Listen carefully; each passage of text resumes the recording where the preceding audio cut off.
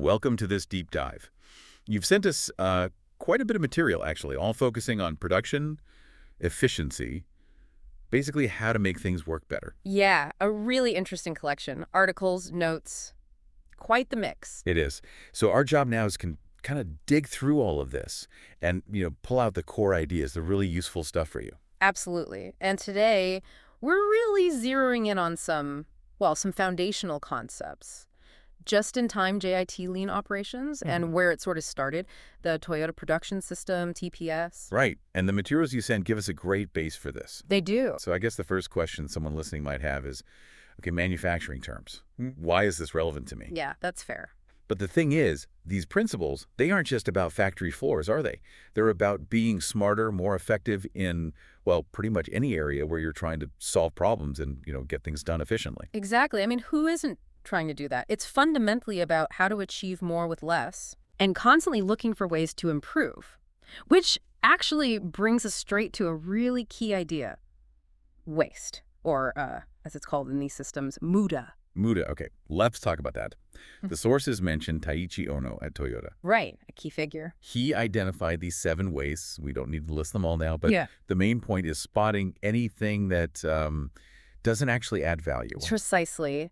If a step or some resource you're using isn't making the final thing better or isn't absolutely necessary to get it done right, then it's basically waste. Then you want to eliminate it. You want to eliminate it, and that's something you can apply anywhere. Think about, pointless meetings or extra steps in a workflow or even digital clutter. Or food spoiling in a restaurant kitchen, that kind of thing. Exactly. That focus on hunting down and removing waste, that's the engine behind lean operations. The whole goal is supplying exactly what the customer needs when they need it, no waste involved, and always, always improving the process. Okay, so eliminating waste is number 1.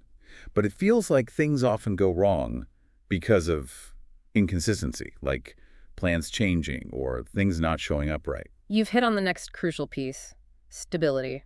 Or, put another way, reducing variability. Variability. So any kind of deviation from the ideal process. Pretty much. Anything that stops you getting the perfect result on time, every single time. The materials you sent point to 3 main sources of this variability. Okay, what are they? Well, first, problems in the production process itself, maybe inconsistent work, maybe suppliers sending the wrong stuff, or late deliveries. Right. Things not working smoothly internally or with partners. Exactly. Second, and this is a big one, unpredictable customer demand. It's really hard to be efficient if you're just guessing what people will want next week. The forecasting challenge. Yep. And third, it sounds basic, but it's fundamental. Bad information. Incomplete drawings, wrong specifications, inaccurate bills of material, the parts list. Right. If the instructions are wrong, the result probably will be too. You're almost guaranteed problems. It's like trying to bake a cake with half the recipe missing and the wrong oven temperature. Huh. Yeah. Okay. Not going to end well.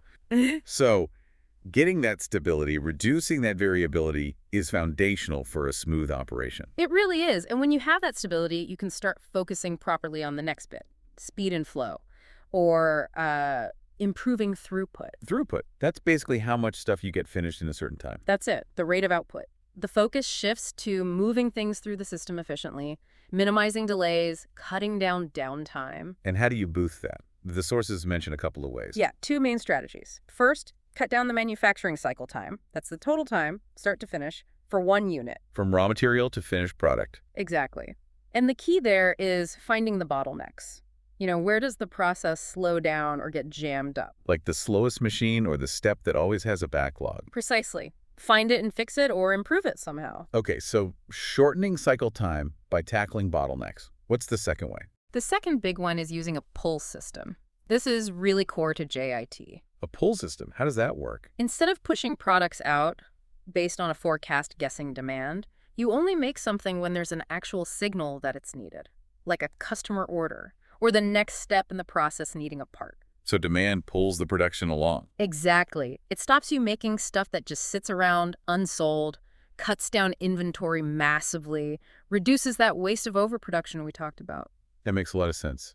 And it leads us right into JIT itself, doesn't it? Yeah. That's our 4th concept. It does, just in time.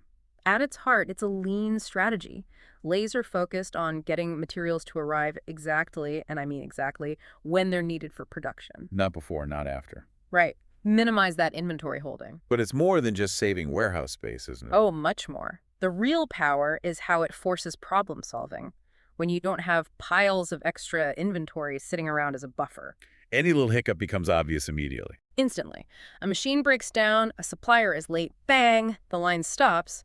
It creates this intense pressure to make the process smooth, reliable, and fast. So it drives improvements by removing the safety net. That's a great way to put it. It leads to lower inventory, sure, but also lower costs, less variability because you have to fix it, and overall, much higher efficiency. There's that quote in the material, something like, JIT places added demands on performance, but that is why it pays off. that's the one. It's demanding, yes, but the payoff is huge. Okay, so JIT needs things to run like clockwork.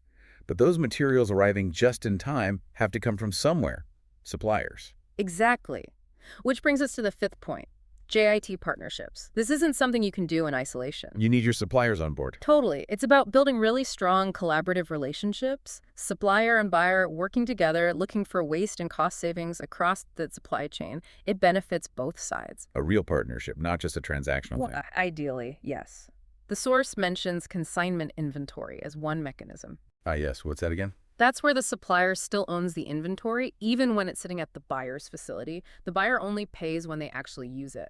Oh, interesting. So it shifts the inventory holding costs back to the supplier. It can, yeah. But, the source also rightly flags concerns of suppliers. These partnerships need trust and transparency to work. It's not always easy. I can imagine. Requires a lot of coordination. Okay, Okay. so materials arrive just in time thanks to good supplier relations. Now, what about moving them efficiently inside the facility? JIT layout. Spot on. That's concept number 6. How you physically arrange the workspace is critical. JIT layout is all about minimizing the waste of, movement. Cutting down how far people and materials have to travel. Exactly. Shorter distances mean less transport time, lower costs, less chance of damage. Think about designing a kitchen so the chef barely has to move to reach everything they need. An efficient flow, like choreography. That's a good analogy, and it also makes the layout more flexible. If demand changes, you can potentially rearrange things more easily. And what about the people working in that layout? It often means people need broader skills. Cross-training is common. They might work in teams responsible for a whole part of the process. This can actually boost engagement, give people more ownership. Interesting side effect. Plus, the obvious benefit, less space needed for moving things around and storing stuff means a smaller footprint, lower overheads. Right, it all connects. Less movement, less space, less inventory. Which takes us to concept 7, JIT inventory itself. The minimal necessary. Yes. The absolute bare minimum you need, assuming a perfect system. That quote from Shingo really sums it up. The INV is evil one. Yeah, that one. It sounds extreme, but the thinking is that excess inventory hides problems. It's a buffer that stops you from seeing and fixing the underlying issues. Or getting rid of the inventory forces you to perfect the system. That's the idea. Less inventory, less variability means smoother production, lower holding costs, storage, insurance, obsolescence, all that. And this connects to producing in smaller batches, right? Reduced lot sizes. Definitely. Smaller lots mean you're more responsive. You can switch production quickly if demand shifts. Less risk of making a huge batch of something nobody wants. But there's a catch, isn't there? Something about setup costs. Yes. Absolutely critical point. The material stresses this.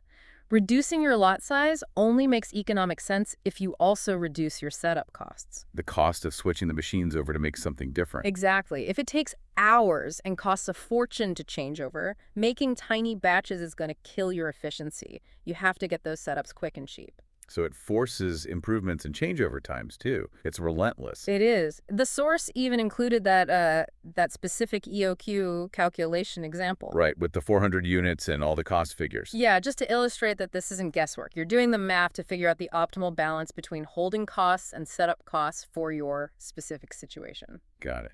Okay, so we have lean inventory, small batches. But how do you coordinate it all? How do you make sure the right small batch gets made at the right time? That sounds like JIT scheduling. Precisely. Concept number 8.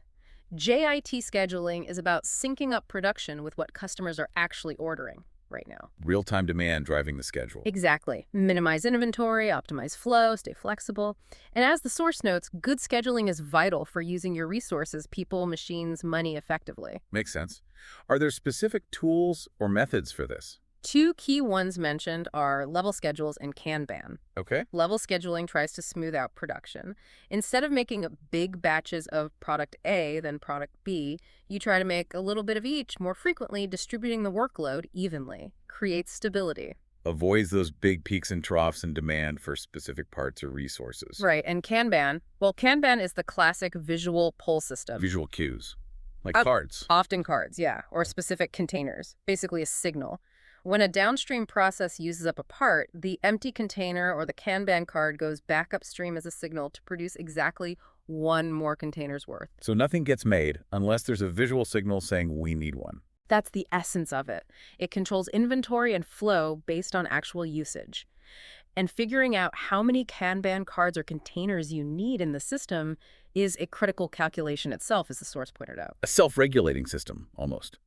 Okay, now all this speed and efficiency, Yeah. it's no good if the stuff you're making is faulty. Quality must be huge. Absolutely massive. Concept 9, JIT quality. With minimal inventory, there's zero room for error. A bad batch can halt everything. So quality isn't just inspected at the end, it has to be built in. Totally. Continuous improvement is key, aiming for defect-free production. Techniques like quality at the source are vital. What does that mean exactly? It means empowering the person doing the work to be responsible for the quality of their own work. If they spot a problem, they stop the process right there, immediately. Instant feedback. Don't pass defects down the line. Exactly. Stop the problem before it multiplies. The aim is zero defects, meeting customer standards perfectly with minimal waste and inventory. And like the source says, Good quality costs less. it really does in the long run. Fixing errors early is way cheaper than dealing with recalls or scrap later. Makes perfect sense. Okay, so JIT is a powerful set of tools and techniques. Yeah. But the source also mentioned the Toyota Production System, TPS, is sort of the philosophy behind it all. Yeah, that's concept 10. TPS is the bigger picture, developed by Eiji Toyota and Taiichi Ono at Toyota. It's the foundation. And what's the core idea there? Something about people. Right. The material mentions that TPS brings entire person to work. It really emphasizes respecting people, engaging their intelligence, making everyone a problem solver. It's not just about the mechanics, it's about the culture. A culture of continuous improvement and respect. Okay. And that ties into lean operations more broadly, right? Concept 11. Exactly. Lean thinking, stemming from TPS and embodying JIT, is fundamentally about value, as the source puts it simply. Lean drives out non-value added activities. Constantly asking, does this step actually add value for the customer? If not, can we eliminate it? That's the core question. Now, we've talked a lot about manufacturing, cars, production lines, but the final point, concept 12, is that this isn't just for factories anymore, is it? Not at all. That's a crucial takeaway. These ideas are everywhere now. Service industries worldwide are using them. Really? Like how? Could you give some examples? Sure. Think about a hospital emergency room trying to improve patient flow and reduce waiting times. That's lean. Or a software development team using Kanban boards to manage tasks. Ah, okay. Your source mentioned restaurants reducing food waste.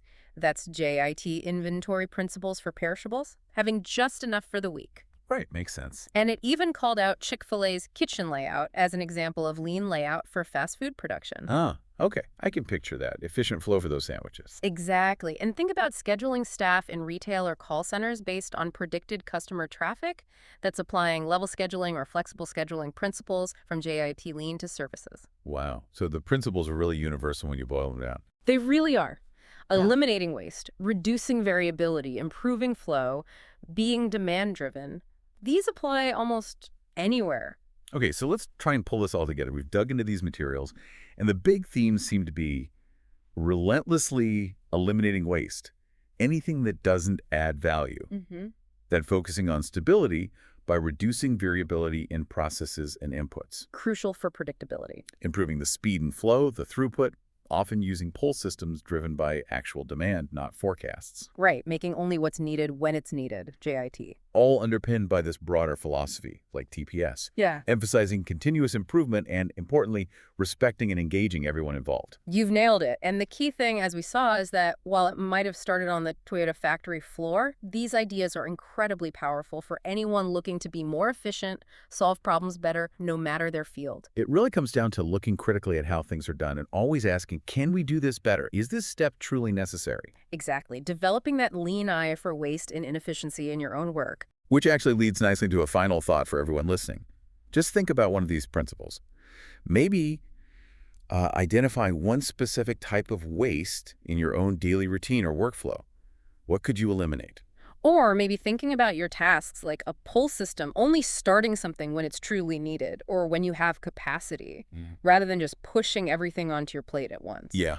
What might happen if you just started looking at your own processes, whatever they are, through that lens of continuous improvement? Even small changes could add up, right? Absolutely. It's definitely something worth pondering. Well, thanks for digging into this with us today. Lots to think about.